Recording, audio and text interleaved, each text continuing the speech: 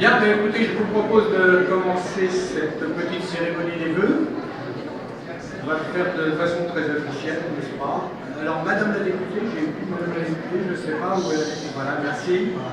Madame la députée, Mesdames et Messieurs les élus, Robin qui est là-bas, voilà, donc, Monsieur le commissaire, qui doit être aussi dans le secteur, Monsieur le chef de centre des pompiers, un nouveau chef de centre, je pense, qui vient d'arriver, Mesdames et Messieurs les acteurs économiques et forces vives de Paris, Mesdames, Messieurs, je suis heureux de vous retrouver nombreux, parce qu'avec le temps, je me disais, je vais être tout seul. Non, je ne suis pas tout seul. Donc merci d'être venus si nombreux pour cette cérémonie des vœux. Si nous sommes ici ensemble, c'est que deux choses nous réunissent.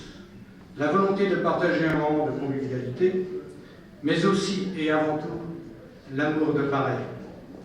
Cet amour de Paris m'a, grâce à votre confiance, permis d'accéder au mandat de maire, à mon sens, le plus beau.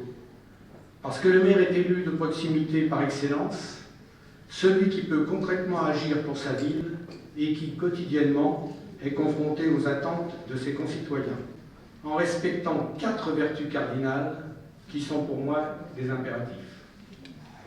La première est le respect des engagements pris. Si l'on observe aujourd'hui une telle défiance des Français à l'égard de leurs élus, c'est que bien trop souvent, les engagements pris n'ont pas été tenus, que les promesses faites le temps des campagnes électorales sont bien vite oubliées après les élections. Pour ma part, j'ai souhaité, lors des élections municipales de 2014, vous proposer un programme d'engagement clair, précis, un véritable contrat que je savais pouvoir tenir.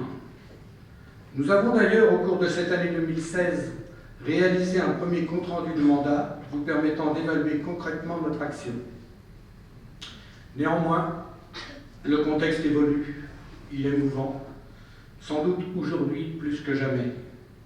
En atteste le nouveau visage de l'intercommunalité, ou les nouvelles contraintes financières imposées par l'État auxquelles nous sommes confrontés. Cela nous oblige à nous adapter en permanence, en gardant le cap sur la feuille de route qui nous a permis d'obtenir votre confiance. Le deuxième impératif que j'assigne à mon action est de privilégier en permanence le souci de l'intérêt général, qui ne peut être l'agrégat d'intérêts particuliers. Bien sûr, cela n'est pas toujours facile. Bien sûr, cela peut exposer à des mouvements d'humeur, à des jacqueries de certains de nos concitoyens, arc-boutés sur leur précaré. Pour autant, mon rôle d'élu, représentant de tous les Parisiens, est de toujours privilégier l'intérêt de l'ensemble de notre commune. La troisième vertu cardinale qui m'anime, c'est l'attention que je vous porte. Il nous faut répondre à vos attentes, à vos besoins, en bousculant parfois certaines habitudes, mais en voulant toujours mettre à votre disposition le meilleur du service public. C'est bien pour cela qu'après la décision de l'association du Club Poiseau de mettre fin à son action, nous avons repris le flambeau et créé l'espace senior très apprécié aujourd'hui par ses 340 adhérents. C'est bien pour cela que nous maintenons et améliorons sans cesse un service public de qualité pour tous, en atteste entre autres le lancement imminent des travaux de la nouvelle restauration scolaire, la mise aux normes de l'hôtel de ville qui pourra ainsi vous accueillir à nouveau l'année prochaine, l'arrivée de la fibre optique dans le courant de cette année qui vous ouvrira l'accès à l'Internet très haut débit. C'est bien pour cela qu'en matière de sécurité, nous accompagnons de plus en plus l'État dans l'accomplissement de sa mission régalienne, en déployant le dispositif des voisins vigilants, en développant la vidéosurveillance, en renforçant et en armant notre police municipale. C'est aussi pour cela que j'ai communiqué à tous les Parisiens qui n'en abusent jamais, et je les en remercie, mon numéro de portable personnel. Enfin, la dernière vertu cardinale qui préside à mon action est la volonté de ne pas sacrifier l'avenir de Paris sur l'autel de choix démagogiques de court terme en vue de prochaines élections municipales. Nous devons, à moyen et long terme, faire face à de nouveaux enjeux. L'enjeu financier, bien évidemment. Il est important car nos recettes actuelles comparées à celles du début du mandat ont fondu de plus d'1 million d'euros par an du fait de la baisse drastique des dotations d'État. C'est-à-dire qu'au début du mandat, nous avions tous les ans 1 million de plus que nous avons aujourd'hui. Et nous ne l'avons pas, et nous n'avons pas augmenté les impôts. Donc il a bien fallu les trouver. Il a bien fallu trouver ce million. Mais nous devons aussi répondre à l'enjeu démographique afin de juguler la baisse du nombre de nos habitants. Celle-ci est due à des phénomènes naturels auxquels sont confrontés l'ensemble des communes, vieillissement de la population, phénomène de décohabitation. Relativement facile à comprendre, on est une famille, on a des enfants, on est 4 dans la famille, les enfants s'en vont, pas de logement apparaît, on a diminué la population de 50%. J'exagère un peu, je vous l'accorde. Une commune qui perd ses habitants, c'est une commune qui s'anémie et se condamne à la fatalité du déclin. Fermeture de classes, dégradation des services publics, perte de clientèle pour les commerces, baisse des ressources financières pour les collectivités.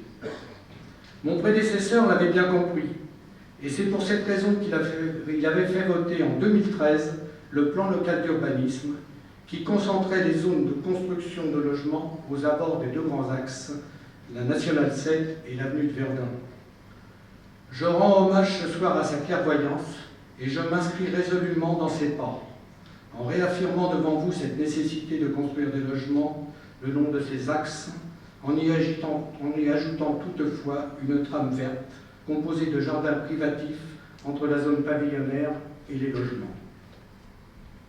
Certains, pour des raisons qui leur sont propres, voudraient faire croire que Paris serait bétonné à outrance, annonçant une augmentation énorme de la population.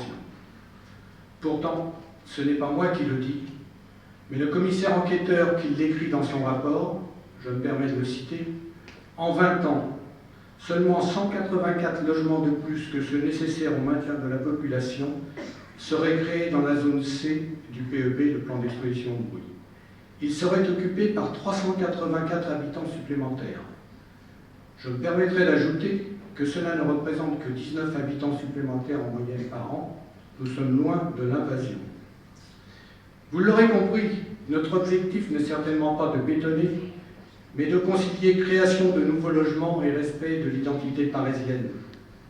Notre ambition est aussi de rénover la ferme de Contins, en préservant son patrimoine bâti historique et en l'enrichissant d'une résidence pour une trentaine de logements réservés aux seniors. Pour vous convaincre de tout ceci, je vous invite à venir nombreux aux prochaines réunions de quartier auxquelles vous avez été conviés. Celles-ci, organisées autour de l'exposition que vous pouvez découvrir ce soir, nous permettront d'échanger directement ensemble sur le devenir de notre village et renforcer ainsi notre communauté de destin. Pour conclure, je tiens à remercier mon équipe municipale qui fait preuve d'un engagement et d'un dévouement total à votre service. Merci aussi aux agents des services municipaux pour leurs compétences et leur action, qui sont une richesse pour Paris. Ce sont eux qui vous ont préparé la collation qui va vous être proposée à l'issue de ce discours. Et, circonstance oblige, j'y ajouterai un grand merci à notre police municipale, la police nationale aussi vous a aidé, mais tout particulièrement à notre police municipale et à nos agents des services techniques qui n'ont pas hésité à m'assister tard dans la nuit de mercredi dernier lors de l'évacuation des gens du voyage de notre stade Pierre de Coubertin. Je les remercie. Je vais vous demander de les applaudir en vous souhaitant une bonne année à tous et vive Paris!